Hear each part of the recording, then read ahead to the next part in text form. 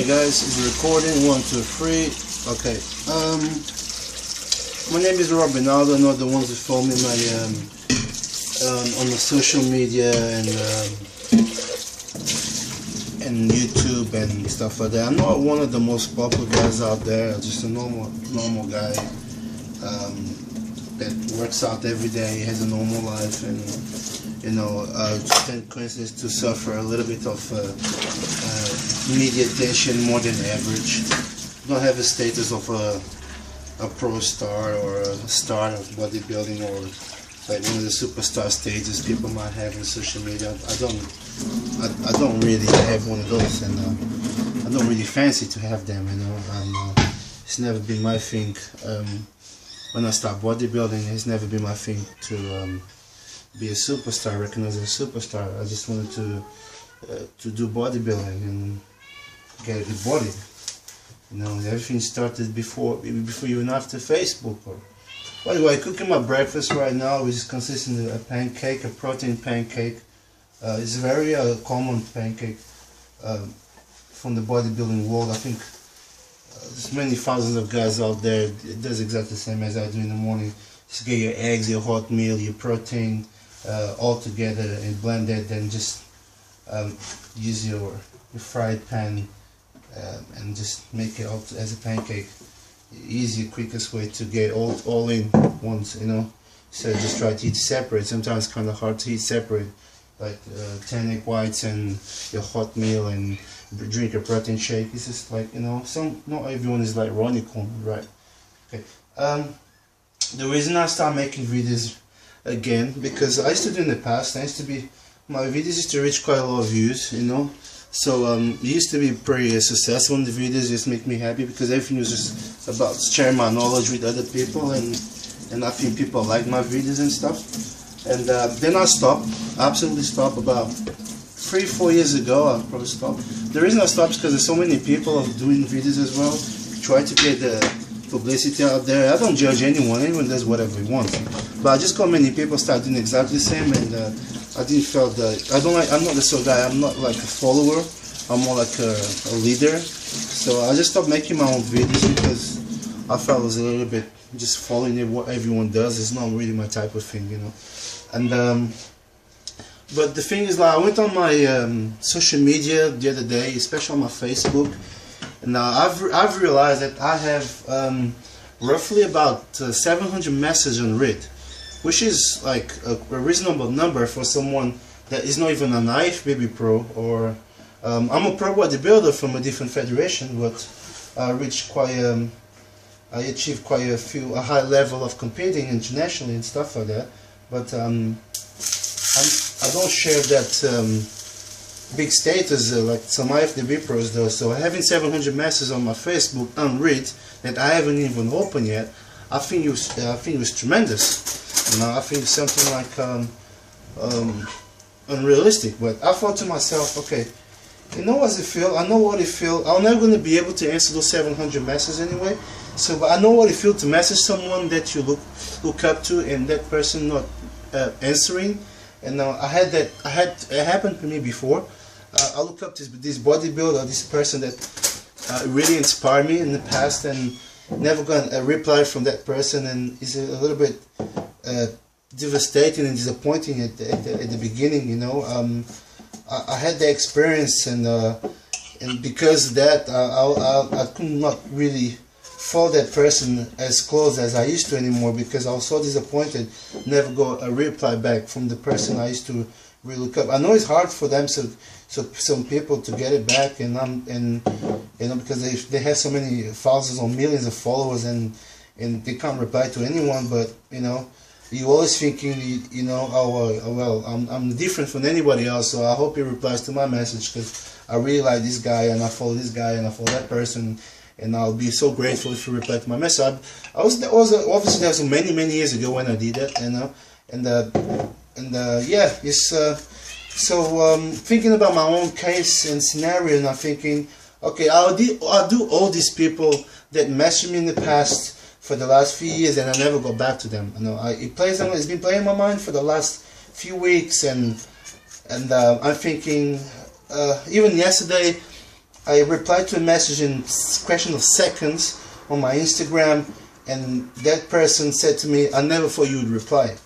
And I thought to myself, why I would not reply to your message? I know it was a random question, but why I would not reply? But then it does make sense. When someone messages you and thinking that you have a status a little bit above the average person, like you have more followers than the average person, and your pictures more impressive, and you achieve a few things like I did and stuff like that, that person automatically doesn't expect you to reply, because he thinks that you are a superstar of muscle or something, when you're not. So when I replied, the person was absolutely shocked, even replied back saying, "I never thought you would reply." You say, "Yeah, but why should I won't reply?" But then again, if I think the other 700 people they was expecting me to reply and I never did it, I probably lost them. I probably no longer on my Facebook, or they no longer follow my stuff, and that's a lot of people, you know. And because social media works if you want to get your work out there and promoting yourself, and it's free advertisement, you know. So I make a living off bodybuilding, and that's how I pay my bills, you know. I make a living out of training clients and making people's diet, working in the gym, you know. So my life is around the sport, really. If I didn't have the sport, I couldn't barely survive. So this is the type of people that probably buy your supplements, buy your meal plans, and ask you to train them sometimes, and stuff like that. So I feel guilty. I gotta be honest with you. I feel guilty not replying to so many messages, and not being a selfish person. I probably got busy. I was competing. I was doing, looking after my family, doing several things that probably made me not to reply. So I thought to myself, I'm gonna start making home videos. Making home videos, and go back to the questions I had in the past on my Facebook, and other things, and try to answer those questions by video. Because instead of trying to go individual, if you make a video and you throw the video out there and everyone allow them to watch, I think you kind of kill many rabbits in one shot, you know. That's what I think, you know. So throw the video out there.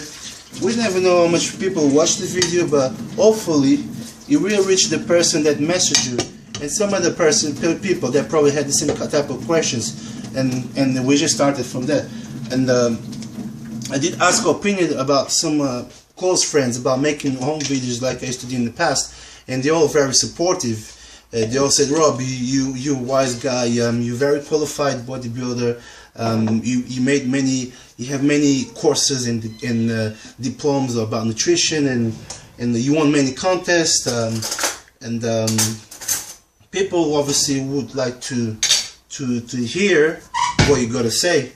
That's more than obviously, and there we go. So I not follow all my friends said to me, but follow my own head, my own mind, and thinking, okay, let's start making some videos. Let's start through the masses out there, you know. There's many people making some videos that not even they're interesting, you know. And sometimes I watch something and thinking this is not even interesting, but I watch because I like to watch everyone. I like to give everyone an opportunity to express themselves, even when they have nothing special to say.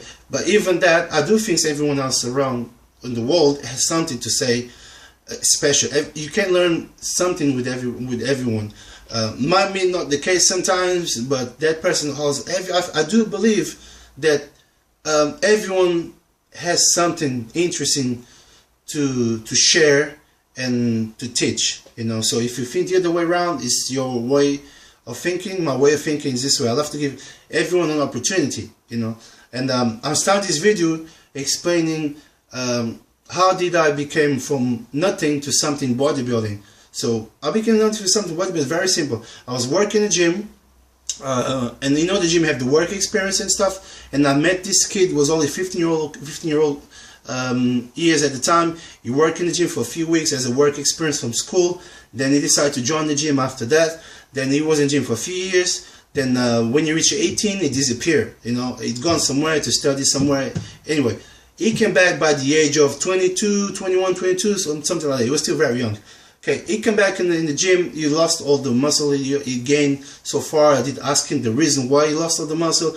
He said he was away studying to be a personal trainer. Okay, so he went to university, took a degree, and more or less. He approached me and he said to me, now that I'm a qualified personal trainer, I want you to be my first client. I laugh and step back and thinking, hold on, dude, you were here while you were 15, and I watch you, you know, now I'm a grown-up guy, I'm 30 years old at the time, and now you want to come back here and personal train him. How, you know, how does it going to work out? You only like 21, dude, you know, you never really have the experience of training and stuff like that, but something inside my mind will tell me why I'm saying, why I'm not giving this kid a chance, because he's been away studying for 3-4 years, learning how to the science about the body and the nutrition, and why not give the kids a chance to pass some of the knowledge to me and then make it useful. And I'm gonna until be honest with you, I remember our first workout that kid took me through. I almost collapsed. He was so bloody hard. You know, he's just like unbelievable intensity and the stuff he made me do, the techniques and stuff like that. So but anyway, just to let you know that the year that kid took me under his wings and he coached me for the whole year, I've competed in 11 shows and I won all those 11 competitions. So put it this way, you know, someone that it didn't look like he worked out, that had no muscle, he was young, all he had was the knowledge because he was away in the university studying, he passed it on to you, he used all those years of studying and knowledge he had in his mind, pass it on to you, use it on you. And I went from a no-one bodybuilding, struggled to win a local show, to a guy who was winning overall titles and British national shows, and all in 1 year, you know. And when I look back in the pictures between 1 year and the other year, the body is a totally different physique. I was a totally different condition. I was a truly bodybuilder. And in the end of the season, someone did ask me, what did you do or what did you take? Because that's always the question, isn't it? When you change so much of physique, people think you're taking something, you know, special, drugs and stuff. And what I said to everyone was like, simple. I've been coached by this very young personal trainer that he pretty much changed all my life by changing the way I train, by changing the way I approach bodybuilding. The only difference is like I met the right person to me, and that's why this time, every time I step on the stage, I'm a contender to win the competition, or I'm going to be fighting for the pole position all the time. And that's what happened in 2008. You know, I win every single show I entered this year, only because I give this guy a chance to explain himself, to express himself, to share his knowledge with me. Okay, put it this way. So the message today is very simple. Always try to listen to other people. You know, never judge by the cover just because they don't look a bodybuilder or because they don't look, you know, let's say presentable. You know, every single person in this world has something to say, has something to share. You don't know what happened to that person in the past or during the present, or, you know, give people opportunity. When people approach you, when people try to talk to you and share knowledge with you, okay? So this was one of my questions on my Facebook. Everyone said, how did I start it? When did I be, well, how long did it take me to get big? Okay, in 2008, you know, I went from a 14 and a half, 15 stone body weight on stage to almost 17 stone ripped on stage in 12 months. Okay, that's when I became big, you know, in 2008, when my body exploded. Not because I took any drugs, not because, I didn't take any drugs that was supposed special drugs, you know, not because I had any lab working for me or special supplements. I didn't have a sponsor at the time, and only because I met the person that showed me the way, you know. And now, the years gone past, I'm the one who showed the other people's way to gain shape and become a champion like I did, you know. So thank you very much for watching this film.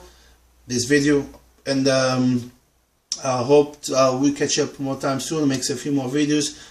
Click comment below the video. Any questions, please questions right here on YouTube. I'll make sure I answer some of these questions in the next video. And I'm going to eat my breakfast. It's time to get big and leave pump, get pump, and peace.